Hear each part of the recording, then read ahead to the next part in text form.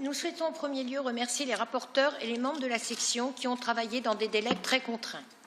Ce projet d'avis démontre bien l'intérêt de penser le commerce en intégrant les multiples fonctions qu'il remplit. Il propose plusieurs pistes pour aider ce secteur à répondre aux défis qu'il doit relever à court et à moyen terme. Nous savons qu'aujourd'hui, des territoires entiers sont abandonnés. Il suffit qu'un premier commerce ferme pour 15 secondes le suivent. C'est ensuite autour des écoles, du bureau de poste et en quelques années, un bourg peut se vider de ses habitants et devenir une enclave pour les personnes qui n'ont aucune perspective de vie ailleurs. Ce risque n'est pas spécifique au milieu rural. Il peut aussi toucher des quartiers au cœur des villes quand les stratégies d'implantation commerciale privilégient l'installation en périphérie. Il faut contrecarrer ces processus de désertification commerciale de certains territoires.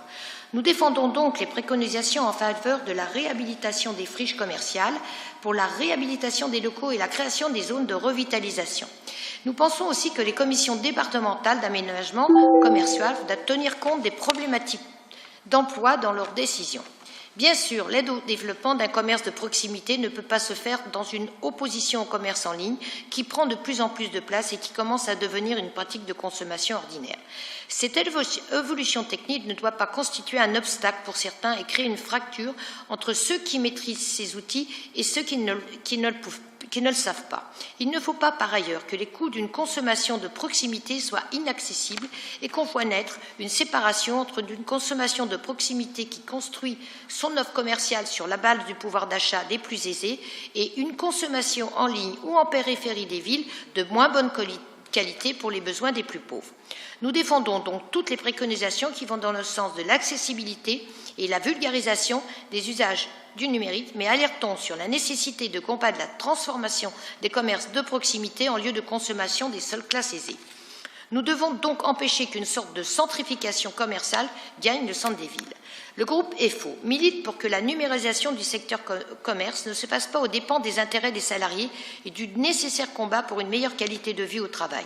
Bien sûr, il faut aussi renforcer la formation des salariés pour qu'ils puissent maîtriser les nouveaux outils numériques et s'adapter à leur usage dans le cadre de leur travail. Cette montée en compétences doit être reconnue et se traduire par des évolutions de carrière. Enfin, notons que c'est aussi dans le secteur du commerce que l'économie des plateformes prolifère. Or, ces pratiques commerciales sont souvent antisociales et le modèle économique privilégié s'appuie sur le transfert des risques commerciaux vers des travailleurs non salariés. La richesse de ces derniers crée des subrepticements captés par les plateformes qui va de plus en plus tout faire pour échapper au fisc et au financement de nos systèmes sociaux. Il faut certes plus d'équité fiscale entre le commerce de proximité et le commerce en ligne, mais comme le commerce en ligne fonctionne aussi grâce aux petites mains